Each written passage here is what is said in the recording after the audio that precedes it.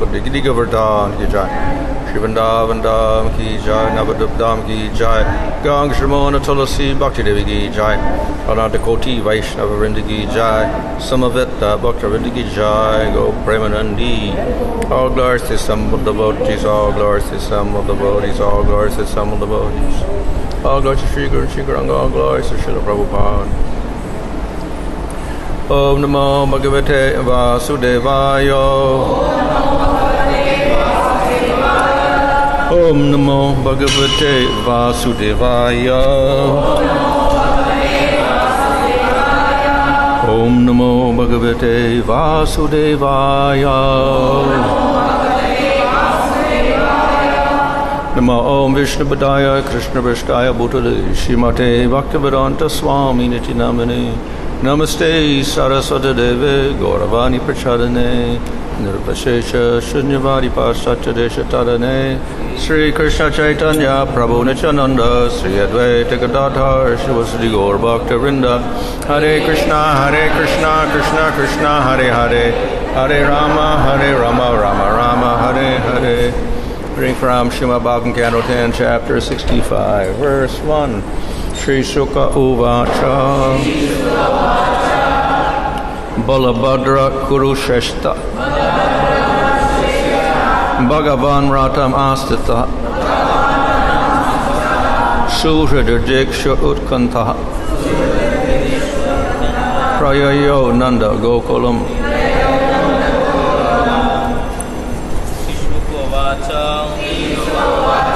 Balabhadra Kurusheshta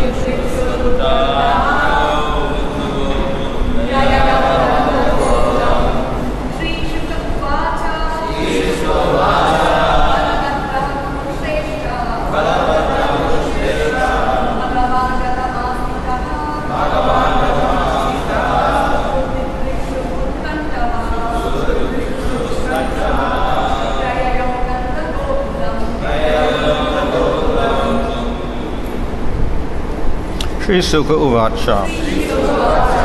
Sukadeva Goswami said, and Balabhadra, the Lord Balaram, Kuru Shrestha, O best of the Kurus, Bhagavan, Supreme Lord, Aratam, on his chariot, Astata, mounted, Sutrit, his well-wishing friends, Didikshu, wishing to see, Utkanta, eager, Prayayo, traveled, Nanda Gokulam, to the cowherd village of Nanda Maharaj. Translation, Sukadeva Goswami said, O best of the Kurus, once Lord Balaram, eager to visit his well-wishing friends, mounted his chariot and traveled to Nanda Gokula. Translation, purport. As Srila Jiva Goswami points out, Lord Balaram's journey to Sri Vrindavan is also described in Harivamsa, Vishnu Parva, Kasya Chit Atta, Kalasya Smritva Gopeshu Saupradam Jagamaiko Vrajam Ramaha Krishna's Anumatestita. Remembering the deep friendship he once enjoyed with the cowherd folk, Lord Rama went alone to Vraja, having taken Lord Krishna's permission. The simple residents of Vrindavan were aggrieved that Lord Krishna had gone to live elsewhere, so Lord Balaram went there to console them. Srila Vishnu Chakravarti Thakur addresses the question of why Lord Krishna, the great ocean of pure love, did not also go to Vraja. In explanation, the Acharya provides the following two verses. Prayasi prema vikyata Pitarab ati vatsalo prema vasyascha Krishnas tam chaktva na katam eshyati iti matvaiva yadavaha pratyabadnan harer gato vraja prema pravardi swa lila dinatvam iyushaha. The Yadus thought the Lord's beloved girlfriends are famous for their pure ecstatic love, and his parents are extremely affectionate towards him. Lord Krishna is controlled by pure love. So if he goes to see them, how will he be able to leave them and come back to us?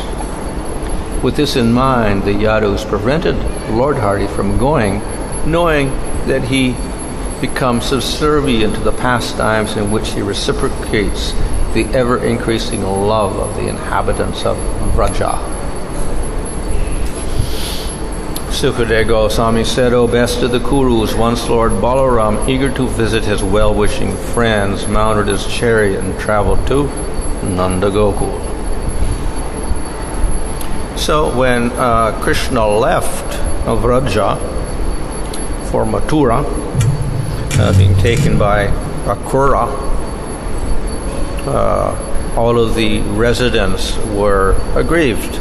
Nanda and Yasoda and the elders and the cowherd boys and the servants and the gopis were full of grief. And particularly to the gopis, when Krishna left, he sent them messages and he said, I will return. And then he left on the chariot of Akrura. So he made a promise to them that he would return. And when he got to Mathura with Nanda Maharaj and the elder cowherd men and the cowherd boys, then he killed Kamsa and others, the wrestlers. And then he was staying there. And he sent Nanda Maharaj back with the cowherd boys and the elders. And again he promised that he would come back in a few days. So based on that, Nanda Maharaj went back and he told the people Krishna is going to come back in a few days. Of course, even then the people were not satisfied, like Mother Yasoda. She was very angry because he had promised to bring Krishna back and Krishna wasn't there. And he said, Krishna will come in a few days. But then they waited and Krishna did not come in a few days. And it was only after some months that Krishna sent Uddhava with a message for the gopis and an attempt to pacify Nanda and Yasoda and the gopis. And then after that, he went on to Dwarka, etc., had many pastimes there. So he did not fulfill his promise of coming back in a few days. Consequently, the people of Vrindavan were full of grief, and more intense grief than previously. And of course, among them, the gopis were the most intensely lamenting, full of pain. So this looks like a very disastrous situation where he made a promise, he didn't fulfill it, and then the people of Vraja were left in pain. But it is also explained that this is not material pain. It is actually part of prema, and prema is the highest bliss. So, from our material point of view, happiness and distress are dualities, and they're not really related to each other. They're the opposites. But in the spiritual world, that is not so. It's quite different. So there is a type of lamentation and grief which exists within bliss, within prema. So it's difficult for us to understand how that can be, how the lamentation can also be bliss. So that is necessarily so because there is no duality in the spiritual world, and yet we'll see that there is grief and anger and other emotions which manifest in the various associates out of, as we can say, secondary rasa. So, therefore, the spiritual world and the material world are quite different. So when we have this picture of the people of Vraja lamenting, we cannot take that as a material pain. It is actually part of bliss. So, there are many explanations of why Krishna did not immediately go back. One, of course, is that as an external reason, he had to satisfy the Yadus from whom he had been separated, so he had to give equal time to them also. There was Vasudeva and Devaki, his parents, and the Ugrasen and the elders, and then the friends and whatever. So he had to spend some time with them. And as well, he had to protect them from the demons who were attacking, like Jarasandha attacked Mathura, so then he went to Dwarka, and then in Dwarka he got attacked by other demons as well. So then ultimately, when Krishna met Nanda Maharaj in Kurukshetra, at that time he promised, I have to go back to Dwarka, but I will come to you after I've killed a few more demons. The last demons are killed. And it is true that after he killed Dantavakra, he went back to Vrindavan. After that, he didn't kill any more demons. So therefore, killing the demons is also a reason. And, of course, connected to that is that if you went back to Vrindavan, then the demons would attack Vrindavan and the people of Vraja would be in danger. So he couldn't go back because the demons would disturb Vraja. So therefore, he had to stay away from Vraja and kill all the demons separately. So these are external reasons why Krishna stayed away for so long. Of course, it is explained that the meeting in Kurukshetra, where it was a compromise, where he got to meet the people of Vrindavan, that did not take place too many years after he left Vrindavan. It was not so distant. It was not like, 100 years or 50 years or whatever. It's a few years later, not so much further. It was long before the Kurukshetra war, etc. So, there are external reasons for his being away, and then there are internal reasons. So one of the internal reasons is that we see that in separation there is intense longing for the Lord. So this means that the intensity of love increases during separation, and consequently it manifests as various extreme symptoms, which were exhibited by the people of Vrindavan, and particularly the gopis and Radha in separation. So one reason for separating was to display to the world the exalted status of the people of Vrindavan. And it is true that when Uddhava went there and he observed the people of Vrindavan, then he understood these are the highest devotees because of the intense longing and separation. We see that the Yadus were separated from Krishna for 11 years from his birth. They didn't see him. But they did not undergo symptoms of separation like the people of Vrindavan after a few seconds of separation. So for 11 years they were separated and they didn't feel such separation. So Uddhava, when he saw the condition of the people after a few months, then he reported this to the Yadus and he said, these are the highest devotees because their love is more intense than that of the people of Mathura. And the evidence is that in separation they have extreme symptoms of their love. So in other words, by separation it becomes evident that the people of Vrindavan are the highest devotees, and particularly the gopis. So that's, we can say, is another reason for this separation. And though it looks like pain, lamentation, etc., very negative feelings, actually it is also explained that within that pain of separation, one can experience the highest bliss.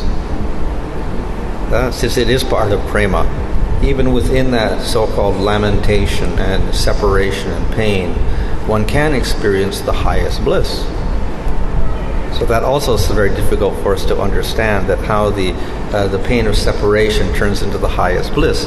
Nevertheless, this is the explanation given by our Goswamis, that it actually is an experience of bliss itself, and the person can experience bliss within that. One reason is, of course, that within that pain of separation, while the separation is there, the Lord appears internally and satisfies the devotees. And then it's explained that, Krishna separated himself from the people of Vrindavan, and he was in Mathura, they were there. Actually, they were not completely separated because he appeared internally to them, and they would get some satisfaction.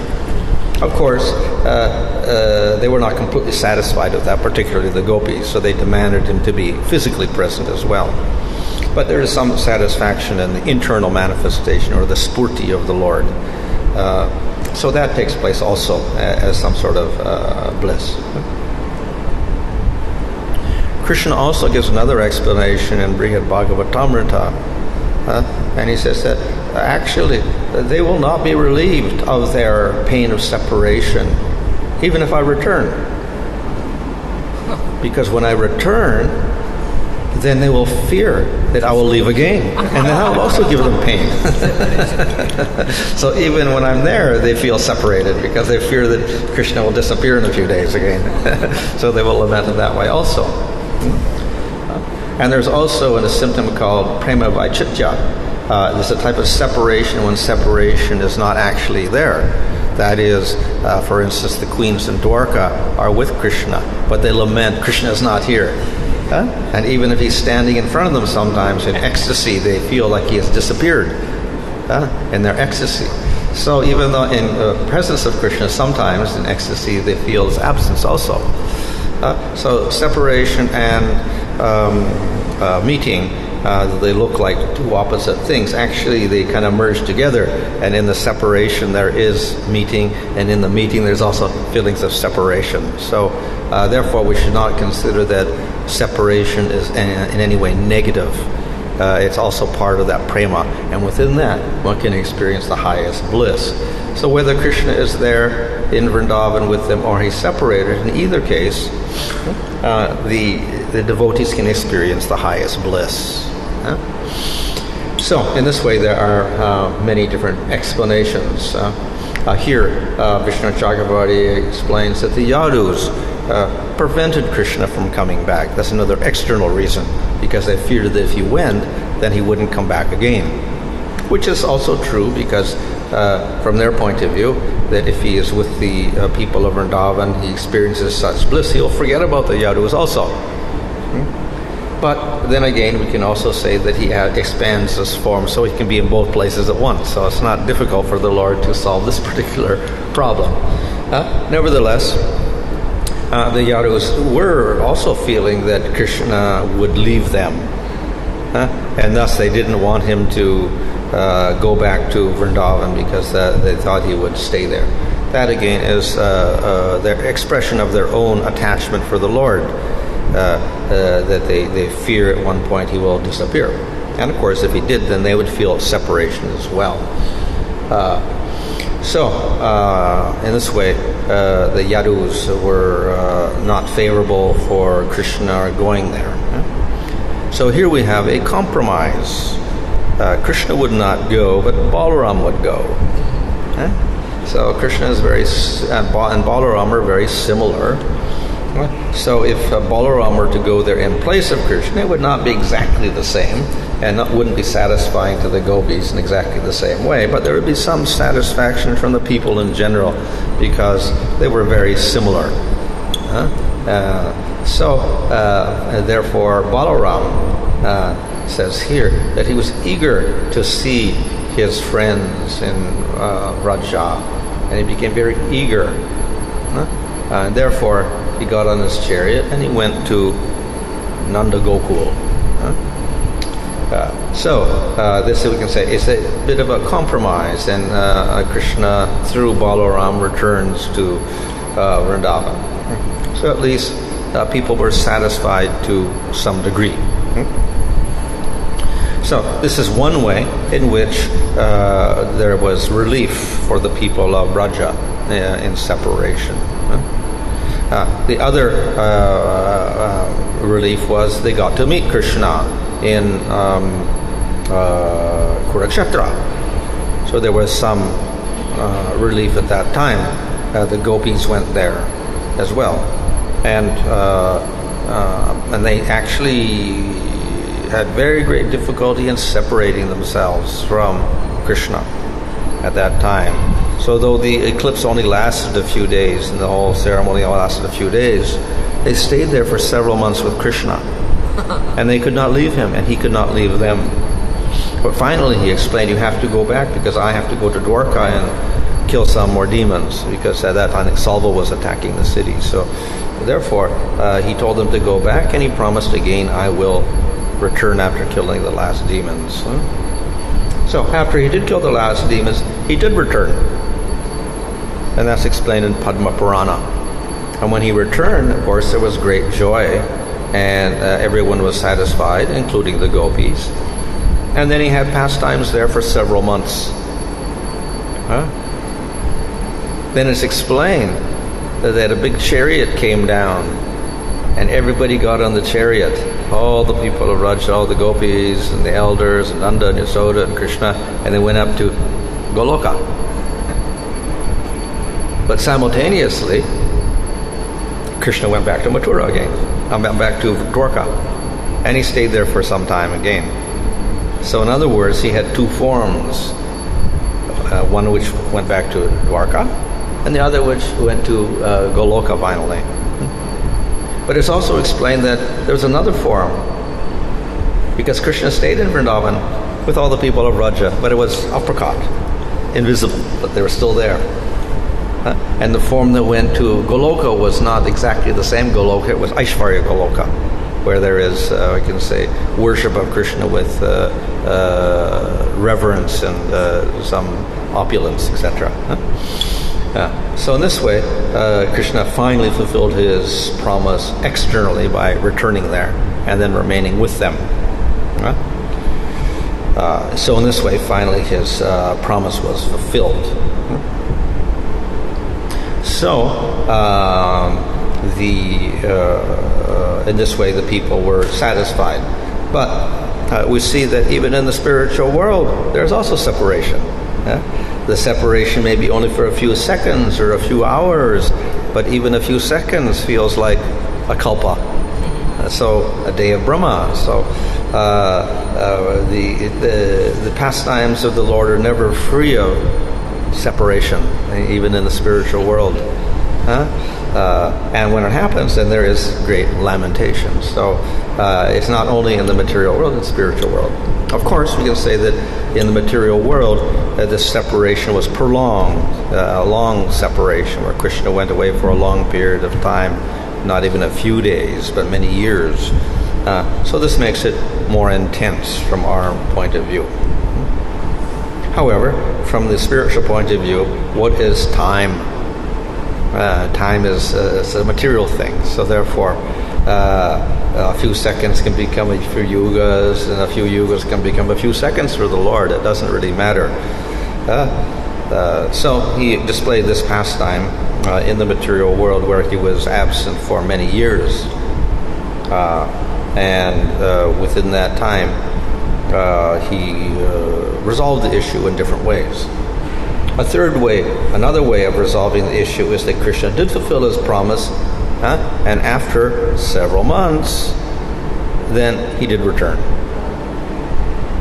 But this again is, we can say, apricot. And therefore, simultaneously, we have the people of Vrindavan in separation for many years. And then we have the uppercut version where Krishna came back, and he's with all the people of Vrindavan and they continue their pastimes. But that's uppercut.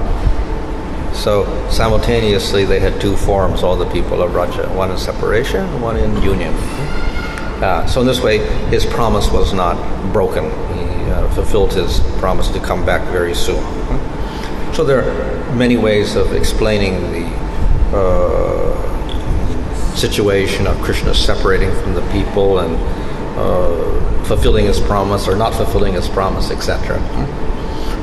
But in any case, we should understand that the separation is ultimately part of prema, and therefore it's experienced within the spiritual world and pastimes in the material world. It is not material lamentation and grief.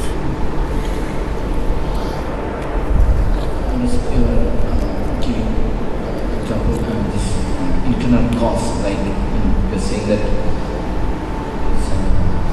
when gopis is separated from the Lord, that bliss is higher than union. Okay, but gopis are expecting that Krishna is supposed to present in front of external gopis. So, but then can you say that they don't know that internal bliss is more higher than the external bliss? They don't know. Well, we can say that there may be some sort of perception like that. They always long for Krishna to be directly in front of them rather than simply internally or whatever. And in that sense, probably we can say that yes, they have this perception that the meeting him is better or whatever like that. But at the same time, we can't say that they don't experience that bliss internally as well during separation. That there is a type of bliss, but we can say maybe it's temporary. Temporarily happens and then disappears, and again they lament. So there's, we can say, a prominence of lamentation and separation, but periodically there's intense bliss as well. Can you say that when union, even when separation, there is always unsatisfaction? There is always unsatisfaction, that because you will explain that when Krishna is with them, there is again distress that may give. And when he's not there, already there is already the separated peace. Yeah. Can you say there is always unsatisfaction? Yeah, in one sense, yes. Yeah, but that again is that dissatisfaction is part of the prema itself. So it's not like material dissatisfaction. It is part of the prema itself. And the question becomes: you are saying that there are three Krishnas. One Krishna went to Dwarka, one Krishna went to Golok, another Krishna remained in invisible form. Okay, so those and then Krishna who went to Vrindavan, Golok Vrindavan, he was saying that he is a Vaishya Golok. That means those who were with Krishna in the past time, they are not from this Madhurya Golok.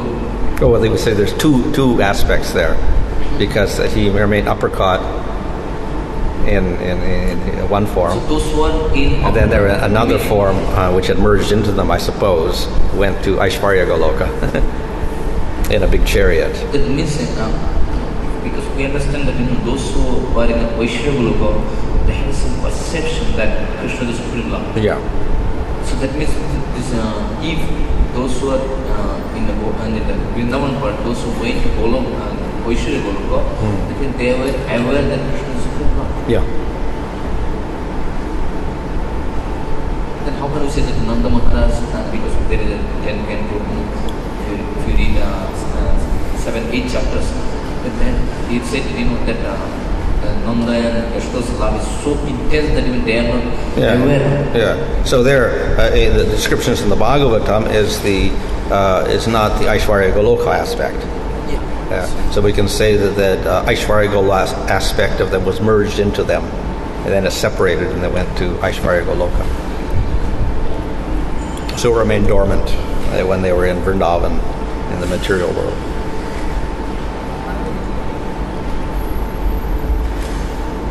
The uppercut form of the Lord, how is it not impersonal? I mean... Oh, uppercut. It's like the spiritual world. Just we cannot see it, but there's form, qualities, activities, but invisible. Whereas the prakat pastimes, you could see them if you like the demons see Krishna, even like that. So the apricot is like in Vrindavan now, the pastimes are going on, but we cannot see it. So there's form, qualities, activities, but we just cannot see it. In that sense, it's applicable to our material senses. Yeah.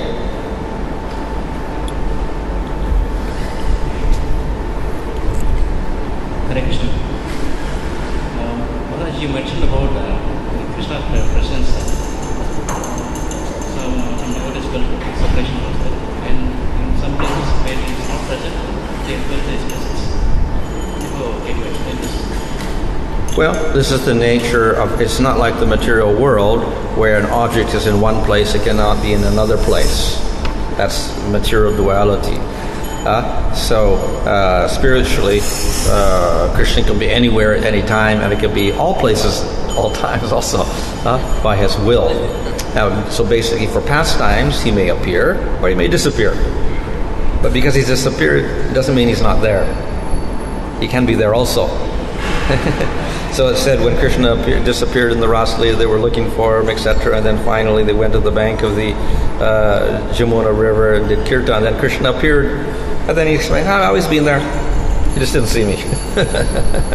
So Krishna can appear and disappear, and he can be there actually, but we can't see him, even if you have spiritual eyes, as in the case of the gopis. So Krishna can be there even in separation, but we cannot see him.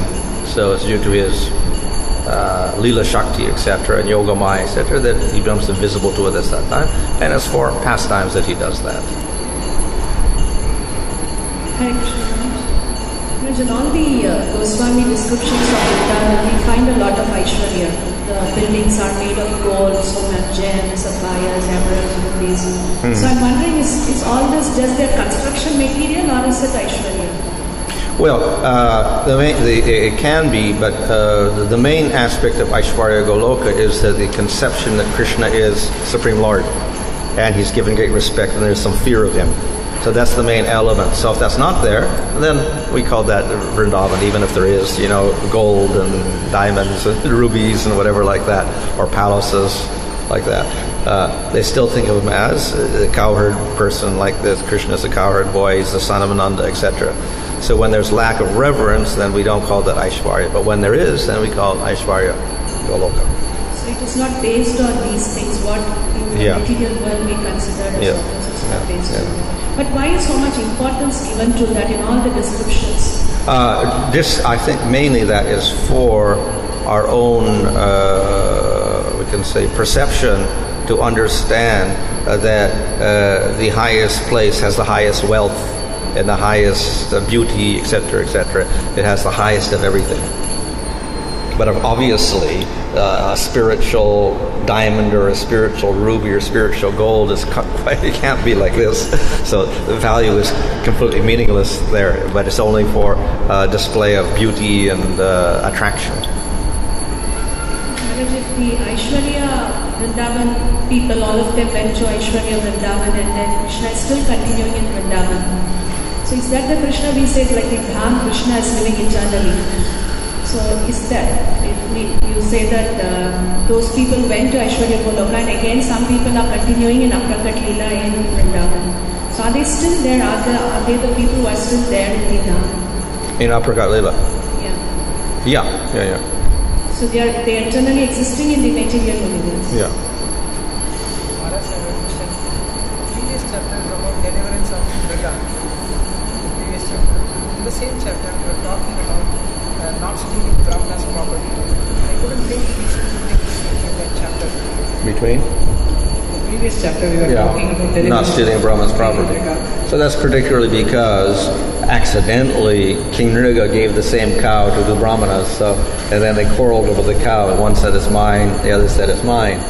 So in charity, he had kind of mistakenly taken the cow from one Brahmana, so that's the stealing, accidental stealing. So even accidental stealing gives that result. What to speak of intentional taking from a Brahmana like that?